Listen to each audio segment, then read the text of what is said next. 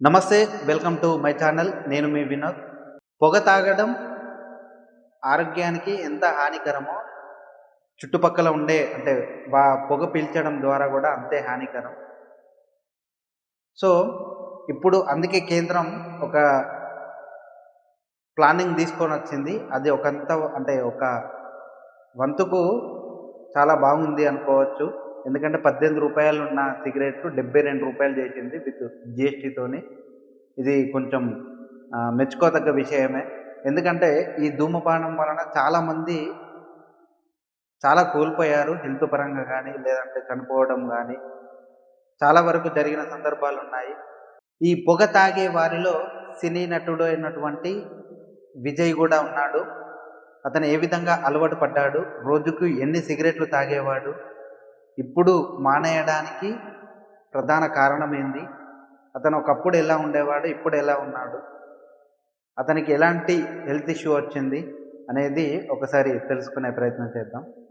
నటుడు అజయ్ తన chain smoking అలవాటు, దాని నుండి బయటపడిన విధానం గురించి ఒక ఇంటర్వ్యూలో పంచుకున్నారు.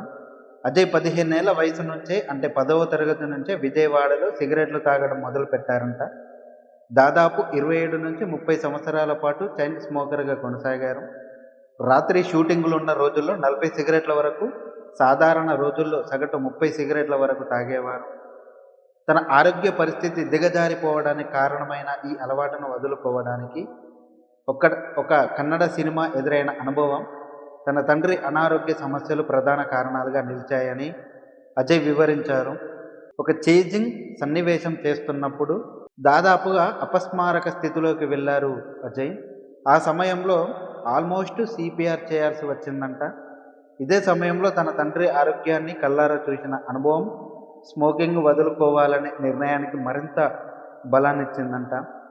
ఈ ఘటనల తర్వాత అజయ్ సిగరెట్లు, లిక్కర్ రెండిటిని ఒకేసారి పూర్తి చేశారు. ఏది ఏమైనా కూడా అన్నీ అంటే రోజుకి 30-40 సిగరెట్లు అంటే మామూలు విషయం కాదు. అయినా అది మానుకోవడానికి కొన్ని సంఘటనలు జరిగాయి. తన తండ్రికి సంబంధించినటువంటి హెల్త్ ఇష్యూ గానీ, లేదంటే తనకు సంబంధించినటువంటి హెల్త్ ఇష్యూ గానీ, లేదు అంటే తను ఒక సినిమాలో నటించిన సన్నివేశం బలంగా అతనికి గుండెకు తాకింది. ఎందుకు అంటే ఈ పొగ తాగడం వలన ఎలాంటి ఆరోగ్య సమస్యలు వస్తాయి, తర్వాత మన ఫ్యూచర్ ఎలా ఉంటుందనేది కళ్ళకు కట్టినట్టు చూశాడు కాబట్టి, అతను ఈ డ్రింకింగ్ గానీ, అంటే తాగడం గానీ, ఈ పొగ అంటే సిగరెట్ తాగడం గానీ ఇలాంటి అలవాట్లు మానుకోవడానికి సహాయపడ్డాయని చెప్పుకోవచ్చు. అలవాట్లు మానేసిన తర్వాత ఎదురైన ఇబ్బందులను అజయ్ వివరించారు. మొదట 3 నెలలు విపరీతమైన విత్‌డ్రాయల్ సిస్టమ్‌ను అనుభవించారంట. తన భార్యను 2 సార్లు కొట్టాలని కూడా అనిపించిందని, అలాగే తన చిన్న కొడుకుపై అరిచేవాడినని తెలిపారు. ఈ తీవ్రమైన కోపాన్ని తన కుటుంబ సభ్యులు చాలా సహనంతో భరించారని అజయ్ చెప్పుకొచ్చాడు. దాదాపు 1 నెల తరువాత ఈ లక్షణాలు నెమ్మదిగా తగ్గుముఖం పట్టాయంట. ప్రస్తుతం అదే సిగరెట్లు మానేసి ప్రశాంతమైన జీవితాన్ని గడుపుతున్నారంట. జిమ్ చేస్తూ, డబ్బింగ్ పనులు చూసుకుంటూ, సినిమా అవకాశాల్లో బిజీగా ఉన్నానని తెలిపారు. అయితే సిగరెట్లైనా, లేదంటే ఈ మద్యమైనా గూడా ఒక్కసారి మానేస్తే మనిషిలోని ఆహ్, ఏవైతే దానికి సంబంధించిన కండరాలుంటాయో అవి ఒక్కసారిగా బిగుసుకుపోయి ఇంకా ఆరోగ్య సమస్యలు ఎక్కువ వచ్చే అవకాశం ఉంది. అంటే డిప్రెషన్‌లోకెళ్ళడం గానీ, లేదు అంటే కోపం పెరగడం గానీ, లేకుంటే పిచ్చివాళ్ళుగా మాట్లాడడం గానీ, ఇలాంటి చేష్టలు చేస్తా ఉంటారు. ఎందుకంటే మనం అది తాగి దానికి అలవాటు పడ్డ అవయవాలు ఒక్కసారిగా మానేస్తే ఆ ప్రభావం మొత్తం మన బ్రెయిన్ పైన చూపిస్తున్నది. సో, అలా కాకుండా నెమ్మదిగా అంటే రోజుకి 30-40 అంటే ఒక 20 తాగాలి, లేదంటే 10 తాగాలి. అలా తగ్గించుకుంటూ రావాలి తప్ప ఒక్కసారిగా మానేయొద్దు అని డాక్టర్లు గూడా సలహాలు ఇస్తూ ఉంటారు. సో, కేవలం అన్ని తాగే వ్యక్తులు గానీ, లేదంటే మనకు మద్యపానం గానీ, ధూమపానం గానీ ఉన్నట్టయితే డాక్టర్ల సలహా, సూచన మేరకే మనం నెమ్మదిగా మానేయాలి తప్ప డైరెక్ట్‌గా మనం మానేయకూడదు.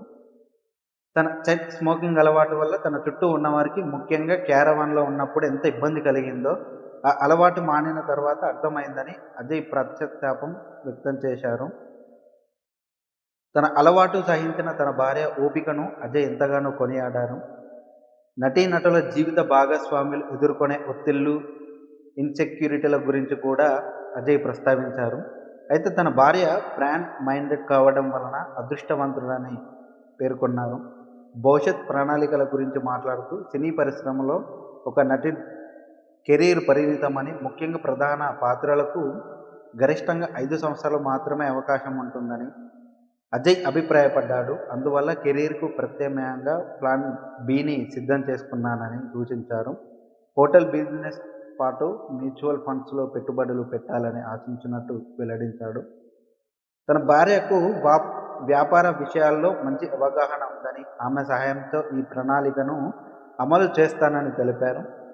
ప్రస్తుతం సినీ పరిశ్రమలో ప్లాన్ బి లేకుండా ఎవరు ఉండటం లేదని, ఇది తప్పనిసరని నొక్కి చెప్పారు. అయితే ఇంకొక విషయం ఇక్కడ చెప్పాలనుకుంటే, మనం అంటే మందు తాగినా, సిగరెట్ తాగినా మనకెంత నష్టమో మన చుట్టుపక్కల ఉండే వాళ్ళకు కూడా అంతే నష్టం జరుగుతుంది. కేవలం మన మీద కొన్ని హోప్స్ పెట్టుకొని మనతో పనిచేసిన వాళ్ళు గానీ, లేదంటే మనతో నడిచే వాళ్ళు గానీ చాలామంది ఉంటారు. అంటే మనకు చెప్పలేని విషయాలు కూడా వాళ్ళు కొంచెం ఓపికగా సహనంతో ఉంటూ కొన్ని కొన్ని సార్లు ఇబ్బంది పడిన రోజులు కూడా ఉంటాయి. సో, వాళ్ళను మనం గమనిస్తూ మన పనులు కొన్ని ఏదైతే వాళ్ళకి ఇబ్బంది కలుగుతుందో అవి మనం కొంచెం తగ్గుకుంటూ మానేయాలే తప్ప వాళ్ళని ఇంకా ఇబ్బంది పెట్టే విషయాలేవి చేయకూడదు.